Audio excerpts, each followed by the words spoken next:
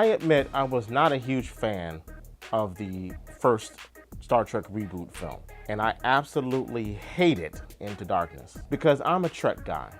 I love Star Wars, but I'm also a Trek guy. I live and die by all the Trek properties. Well, except for Deep Space Nine. Get off the space station.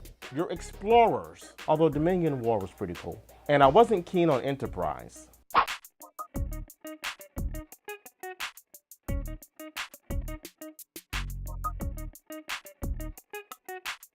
So yeah, I'm a little biased, but I can do this, I can be fair. It sucked.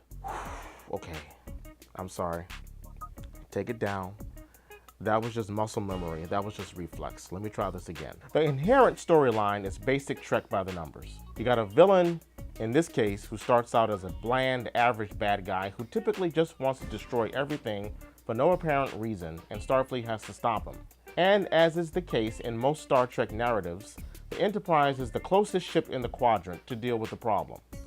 Well, this villain, he's after some artifact that is the focal point of a silly, eye-rolling scene at the beginning of the film involving Kirk on a diplomatic mission. This scene had me thinking, once again, I'm not going to get the Kirk I want as a Star Trek fan.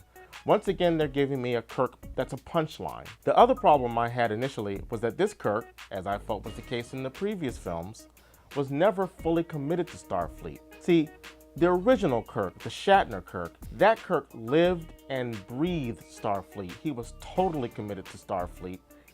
He sacrificed family and love for Starfleet. He was a badass captain. With this new Kirk, Starfleet seems like a chore for him, just a stepping stone to get to some redemption in the memory of his father. At the beginning of this film, we see Kirk, who's disillusioned with Starfleet 3 years into the Enterprise's 5-year mission, and he's contemplating a change. So once again, we get a Kirk who's not written to be a strong starship captain. Even Spock is considering leaving Starfleet, albeit for more grandiose reasons that I could kind of understand. But overall, as a Trek fan, all this shitting on Starfleet was just a downer. Chris Pine's Kirk also was kind of a punk in the first 2 films. That's what you're Are you really going to do this right now? Focus. I'm sorry, Captain. Just 2 seconds. Okay. Is us. I was never gonna spare your crew. I'm sorry. I'm scared, Spock. But as this film slowly goes along, surprise, surprise, this Kirk starts to seem committed, determined, and confident in his role as captain. In other words, he starts to become Kirk. Yeah, I gotta say, I was surprised to see that in this Trek film, we see the glimmers of the leader that the quintessential Kirk has always been since he first appeared in the 60s. The Kirk that I grew up with, in other words. This Kirk still has a long way to go, but I finally saw the kernels of the Shatner badass in this movie. There's also a scene that pays homage to Leonard Nimoy, and that scene gives us what I think is a turning point in Spock's character. See, in the first 2 films, Spock and Kirk seem like they spent 90% of the time at each other's throats.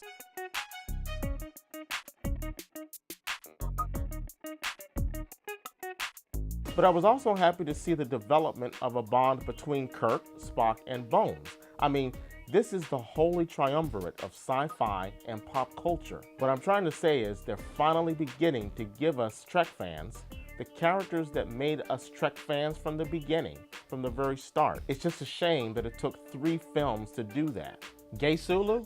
I got no problem with it. Sulu's sexuality has never been established in Star Trek history, not as far as I know. So if he's gay, go ahead, be gay. And for some of you out there who say, well, Sulu can't be gay, he has a daughter, you know who you are. Let me just bring this to your attention. Newsflash, it's called adoption. They have a long way to go in other departments. The technical aspects that made Trek so unique is still sorely lacking. This is still a Trek where wounds and internal injuries can't be healed instantly, where the Enterprise, the Starfleet flagship, can be crippled in seconds, where escape pods aren't equipped with anti-gravity technology so they don't crash on any type of terrain, in an escape attempt and possibly kill the crew member inside, where even though a transporter is calibrated to beam up one person, a second person can suddenly jump into the transporter stream with no consequences. Scotty, beam me up. Surprise. That was bullshit even back then, doesn't count. Much like Star Trek V. But okay, I won't nitpick the geekier Trek technical aspects of this film. Instead, I'll nitpick the writing and filming of this film. This movie feels like it was made on a bet to see how fast the dialogue could be thrown at the audience and how shaky and quick the camera moves could be. The movie provides lots of exposition where it kinda doesn't matter. There are stereotypical moments where characters finish each other's sentences in succession while explaining something to the audience. You know, like typically one character will be explaining something really technical, and sometimes another character will just enter the room and finish that first character's thoughts, even though that second character couldn't have possibly heard what the first character was saying. Hank, I'm a thief, right? I mean, I'm a good thief, but this is insane. He's right, Hank, and you know it. You've seen the footage, you know what Cross is capable of. It's such a played out technique, but whatever. But then they rush through dialogue and they rush through scenes that are critical to understand what the hell is going on. Case in point, Crawl. The reveal is planned in the second act, but in the third act there's another reveal about Crawl, which if they had just slowed down to explain, I think I would have found very interesting. But they rush it over, they rush by it, I kid you not, in a few seconds. And well, I just missed it. So when we see Crawl exposed in the third act, it made no sense to me. I was just frustrated that I might be able to really get into this villain if I knew what the hell his deal was.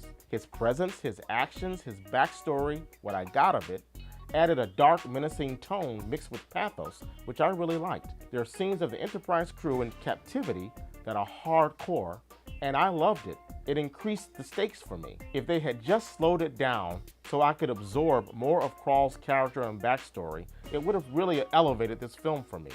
Spatial relationships, coherent editing, dialogue, all this is thrown to the wind in the action scenes. Now they had some really well set up action scenes, but they were so frenetic and crazy I could not figure them out. I couldn't tell what the hell was going on. I was like, wait, I thought he was over there. How did he get over here? I thought they were in that ship. How did they get into this ship? Most of the fight scenes are shot so close, it's impossible to see who's doing what, who's hitting who. At one point I was just like, wake me up when the fight's over. Just show me who won. The camera constantly rotates on a gimbal, so we get shot after shot of actors and objects slowly spinning in the frame. That looks cool when you're shooting the exterior of a starship. It becomes annoying when shooting a guy who's just looking at a screen. There is one part of this film that I just, I'm like, really? I'll just say it involves the Beastie Boys song, Sabotage. And it's either the most indulgent act by the writers to include it the way they include it in this story, or it's the biggest product placement, I'll say, of all time in film history. At the end of the day, I think Star Trek Beyond succeeds in developing these classic characters into the people that Trek fans will recognize. Now, there's a new character named Jayla, who they hint we might see more of. She's getting a lot of buzz. I personally don't think she added that much, just another generic stylized fighter in a post-Jason Bourne world, but whatever. I guess they felt they needed to add that to bring some spice to the Trek franchise. My point is, I was prepared to hate this movie based on the fact that these are not the Trek characters I've come to love, but I was pleasantly surprised to see some light at the end of the tunnel in that regard. As it is, I think this is the best of the three films. But it could have been one of my top films of the year if they had slowed down a little bit, allowing me to take more in, absorb more of it before rushing on to the next set piece. Especially with Crawl. I really think they created a villain that could have been up there with the original Khan.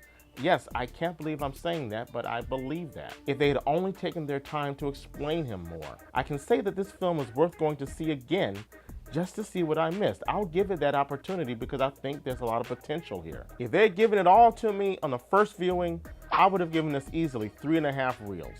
But I gotta knock it down to 3, and I'm being generous. And that's the martini. I wanna give a sincere thanks to all of you who have subscribed to my channel, and for those of you who are leaving comments. I can't tell you how much I appreciate that. For those of you who did enjoy this video, please check into the archives. There's tons more, and if you like what you see, please subscribe, share it with your friends, And once again, thank you so much.